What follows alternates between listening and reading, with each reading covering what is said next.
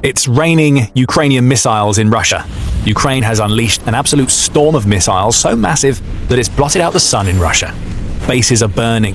A hellscape has formed all across Russia, as all that's left of some of its most valuable military assets is scorched earth and the terrifying memory of what Ukraine just unleashed. Putin's war machine has been ripped apart as Ukraine has hammered everything from missile plants to drone factories. These strikes were massive. They've taken place throughout February, and they start in the occupied regions of Donetsk, where Ukraine launched American-made ATACMS missiles to utterly destroy Russia's plans to push forward, both in Donetsk itself and the nearby Zaporizhzhia Oblast. RFU News reports on what Ukraine just pulled off, noting that Ukraine used its powerful American missiles to strike at the heart of the Russian 5th Combined Arms Army near the settlement of Novopetrivka in the occupied Donetsk region. That army oversees the Russian forces that are operating in southern Ukraine, with a particular focus on Hulia and the Zaporizhzhia direction.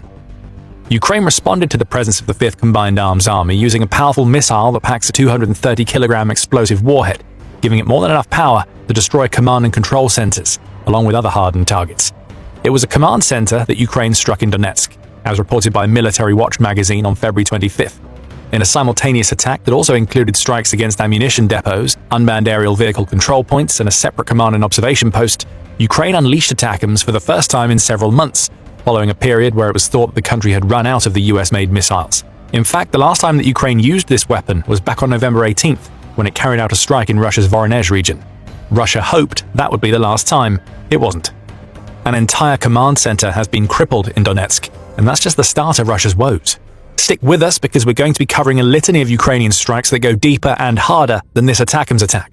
But staying in Donetsk for a moment, what Ukraine did with its ATACMS strike is slow down the Russian forces as they increasingly focus on Zaporizhzhia and the southern sector. Both are anticipated to be targets for an upcoming spring offensive, which will accompany a separate offensive that should see Russia dedicate 100,000 soldiers to a deeper push into Ukraine's east. A Ukrainian official claimed on March 1st that the Kremlin has an ambitious plan to capture 4 of Ukraine's regional capitals.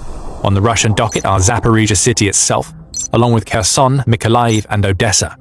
Russia also still has vague plans to create a buffer zone in the Kharkiv and Sumy regions of Ukraine, which is something that Russia utterly failed to do during its summer 2025 offensive. Ukraine's ATACMS missiles flew to take out a command post that would have played a large role in helping Russia to make its intended pushes. Counterattacks throughout the Zaporizhzhia region have also forced Russian forces to withdraw from what would have been key launching points for this southern offensive. According to RBC Ukraine, control has been restored over 300 square kilometers, or approximately 115 square miles of territory in the Hulia and Zaporizhzhia directions in Ukraine as of February. The ATACMS strike seen toward the end of the month makes it much harder for Russia to organize soldiers and retake that territory. And this is just the beginning. Ukraine's missiles have been flying all over. Next, we'll focus on a series of Ukrainian strikes that were designed to shatter Russia's entire drone ecosystem throughout February. And these weren't the only aspects of Russia's aerial might that Ukraine's missiles have devastated during the month, but we're going to get to that other aspect a little later in the video. First, Russia's drones. They've had a hell of a time during February. At around the time that the command and control center in Donetsk was left as a scorched pockmark, Ukraine was also launching missiles at the Katcha airfield in the occupied Crimean Peninsula. On the drone front, this airfield was a target because Russia is known to launch its Shahed long-range drones into Ukrainian territory from this very airfield. According to the Kyiv Post, this particular drone launch site was established at the end of September 2025, putting several of Ukraine's major cities at risk. The outlet mentions Mykolaiv, Kherson, and Odessa, all of which you might recognize from Ukrainian officials' claims that Russia is going to be focusing on these key regional cities during 2026. The issue Ukraine faced wasn't that Russia was launching Shaheds. Been doing that for most of the war. Ukraine's problem was that the Katcha airfield is much closer to Ukrainian territory than most of the sites that Russia has been using to launch drones up until now. Closer sites means shorter flight times for Shaheds. And with those shorter flight times comes less time for Ukraine's air defenses to react and fewer risks of Shaheds going off course due to the length of their flights. When Ukraine's missiles touched down on the Katcha airfield, they did so specifically because Ukraine is trying to eliminate this newly developed drone threat. A burning drone launch site isn't useful to Russia's forces, and as a nice little bonus, this latest Katcha strike followed on from one in mid-December, which saw Ukraine take out an AN-26 military transport aircraft. Ukraine is sending a clear message to Putin with these types of attacks. Crimea is vulnerable, and Ukraine is going to do everything that it can to destroy Russia's drone offensives. And to back that message up, Katcha wasn't the only drone-related target that Ukraine took out with its missiles and drones in February. RFU News adds that Ukraine also sent its projectiles in the direction of a factory located in the Tatarstan Republic, which is part of the Russian Federation. There was a lovely little piece of irony in this strike. Ukraine used drones to attack the Tatarstan facility that just so happened to look like the very Shahid-type drones that the facility is responsible for building. Russia would have seen a mirror image flying toward it. Only this particular image exploded, shattering any thought that Russia may have had that it is ahead of Ukraine in the long-range drone department. And as all of this was going on, we can head back into the Zaporizhia region. There, Ukraine also hit a storage and equipment depot located near the settlement of Vasilivka. That depot was linked to Russia's Rubicon unit, which may be the only Russian unmanned forces unit that is capable of stacking up against Ukraine's elite operators. Radio Free Europe Radio Liberty conducted a deep dive on the Rubicon unit back in September 2025, revealing how it's been wreaking havoc on Ukraine's troops. What makes Rubicon unique for Russia is that the unit is separated into several divisions. Rubicon has become Russia's elite technological unit operating in Ukraine and on the border territories of Russia, and it pulls that off by ensuring that every operator it has works with the best type of drone to suit their skill set. Those who work best with FPV drones, which are the short-range drones used on the front lines, focus on that department. Other Rubicon operators take control of Shahid drones, which they launch from the occupied regions of Ukraine toward Ukraine's cities and energy infrastructure. Rubicon is also responsible for co-designing and testing many of the drones that it and Russia's other unmanned systems units use. In short, Rubicon is a major player for Russia. Ukraine's Vasilivka strikes snatch the drones that this unit uses away from Russia. After all, even the best drone operator in the world isn't much use to anybody when they don't have a flying death machine on the other end of their remote control. What we've seen with this trio of drone-centric Ukrainian strikes is a clear focus on both the launch points and assembly lines of Russia's entire drone operation. Ukraine's goal here is to suppress Russia's drone fire rates across the front lines, in addition to guarding its urban centers and infrastructure against the long-range Shahid-type drones that Russia has been launching in massive numbers against Ukraine. And when we say massive, we really mean it. On March 1st, Pravda reported on comments made by Ukraine's President Volodymyr Zelensky. Ukrainians live under thousands of Russian strikes with various types of weapons. In the last week of winter alone, Russia used more than 1,720 attack drones, nearly 1,300 guided aerial bombs, and over 100 missiles of various types against Ukraine, Zelensky revealed when discussing the final week of February. Ukraine's president also said that Russia had launched nearly 19,000 attack drones at Ukraine during the 3 months of winter, from December to February, which breaks down to roughly 6,333 per month. That's an enormous number of drones that overwhelm Ukraine's air defenses and ruin its energy infrastructure.